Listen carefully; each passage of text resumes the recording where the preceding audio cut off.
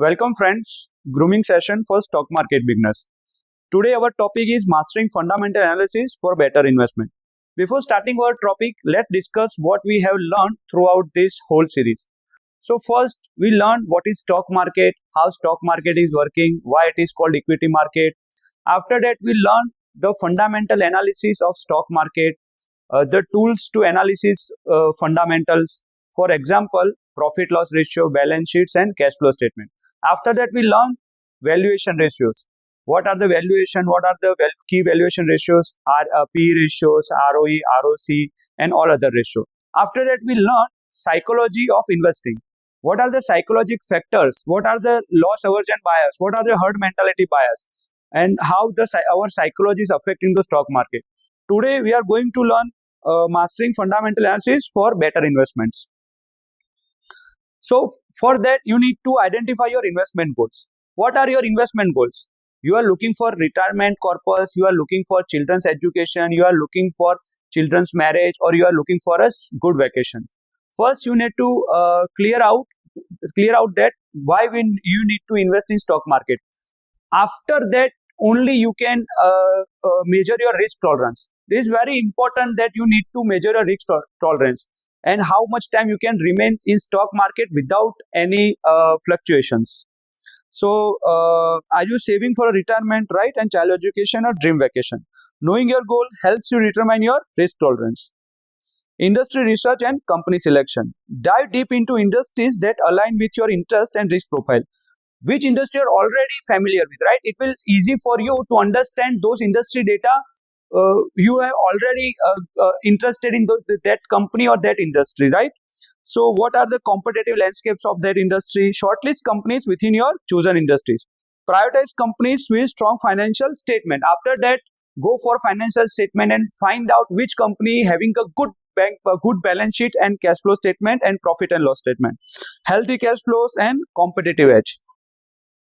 Financial statement analysis and valuations. So financial statement analysis use your newfound skills to analyze the company's balance sheet and income statement and asset probability, debt levels and growth potential. After that, apply your valuation techniques.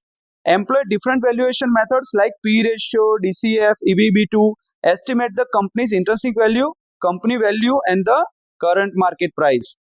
After that, go for qualitative factors. So we already learned that we can do fundamental with both qualitative and quantitative factors.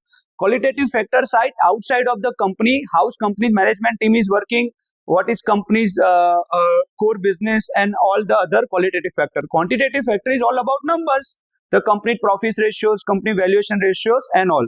So don't underestimate the importance of qualitative factors. Company's management team, brand reputation and market sentiment. Remember, fundamental analysis is the continuous process.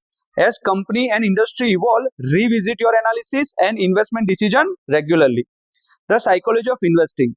As we learned that so many biases affecting our investment philosophies. So investing involves not just a financial analysis but also understanding your own behavior. Here are some psychological roadblocks to be aware of. Fear of missing out, FOMO. When market is on top, we are fearing that we missed that opportunity, but it is not every time. The mean reversion law is always working for markets. Then overconfidence bias. Don't be overconfident about your own research.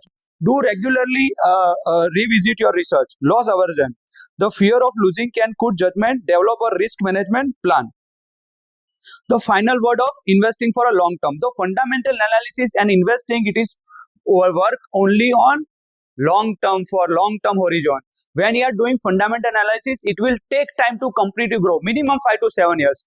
Company keep increasing its sales, company keep increasing profit and direct effect will apply on stock prices. So it will a slow process, but it is a confirm process, right?